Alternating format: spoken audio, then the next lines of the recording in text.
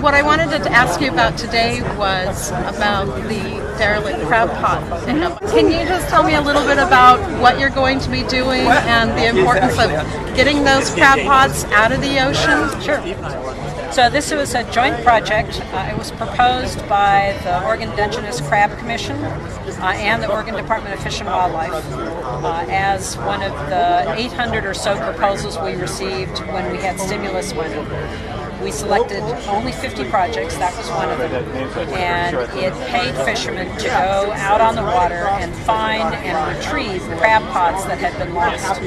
Those pots damage the ocean floor and the life on the ocean floor. When they're dragged along during storms, they can chew up the habitat. They can also entangle wildlife, and in some cases they keep fishing even though they're not attached to anything, and so they are widely appreciated as being a big problem.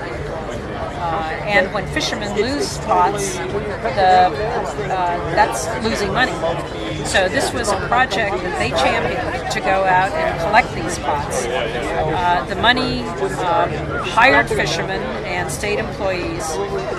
There were 10,000 hours of jobs that were paid for by this grant, and they collected 160 tons of crab pots and fishing line.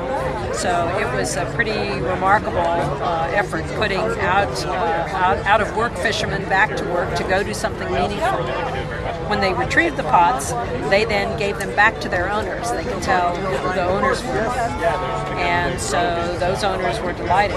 So that project has come to completion, but everyone was so pleased with it. The commission said to us, we'd like to continue this project and we will provide the funds for it. So it's on a one-year trial basis. We can extend it up to as much as 5 additional, or a total of 5 years.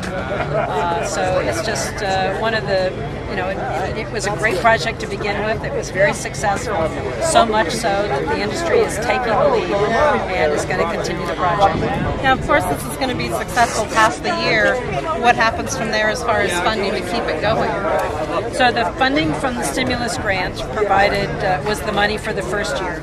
The commission itself is providing the money, the bulk of the money for this next phase of the project, and then we'll reevaluate and see how it's going. So it's a very exciting partnership. Wonderful.